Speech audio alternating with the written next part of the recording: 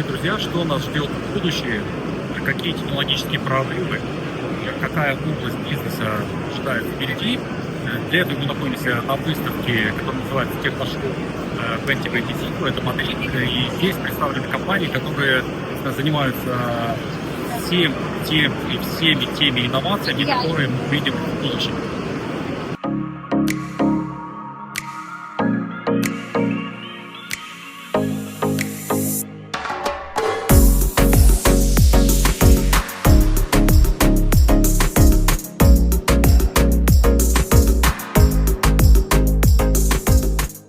Ну а самое главное, что в будущем нас ждет что? Искусственный интеллект, Big Data.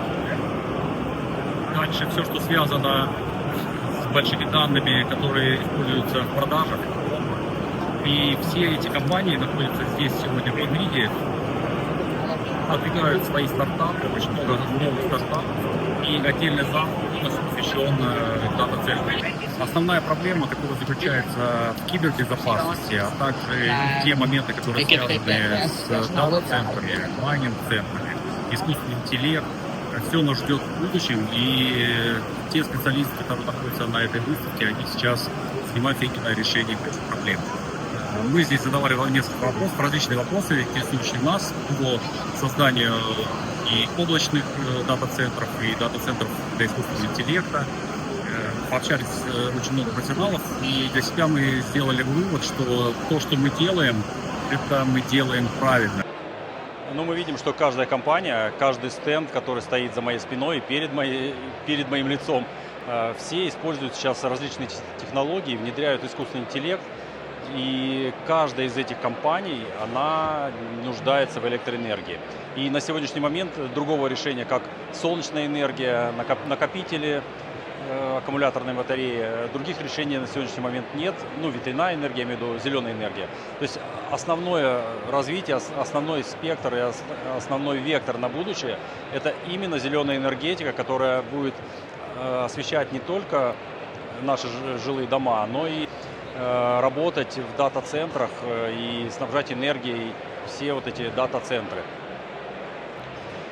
Мы уже видим, что во многих компаниях, технологичных компаниях, уже внедрены именно не только искусственный интеллект, не только какие-то, скажем так, программные продукты, которые улучшают нашу жизнь.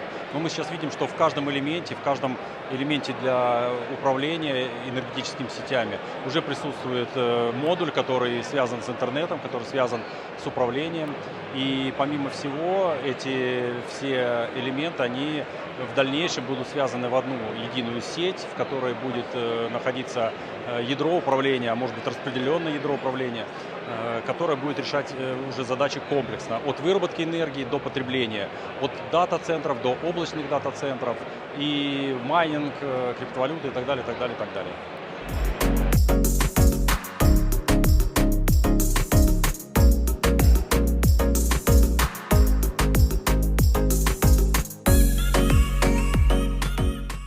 Ну и в заключение, друзья, хочу вам сказать, что будущее за микродата-центрами. Мы видим здесь очень много компаний предоставляют именно микродата-центры. Вы все прекрасно понимаете, что любое государство, любое правительство может ограничить работу, выключить свет. И крупные дата-центры уже много раз были такие так называемые блэкауты, когда свет отключался и даже в некоторых странах пропадал интернет. Будущее за децентрализованным реестром, я уже много раз говорил. Будущее за микродата-центром, будущее за дата-клауд. И, естественно, всем этим будет управлять искусственный интеллект. На этом все. С вами был я, Алексей. Подписывайтесь на канал, ставьте лайк, как обычно. До следующих встреч!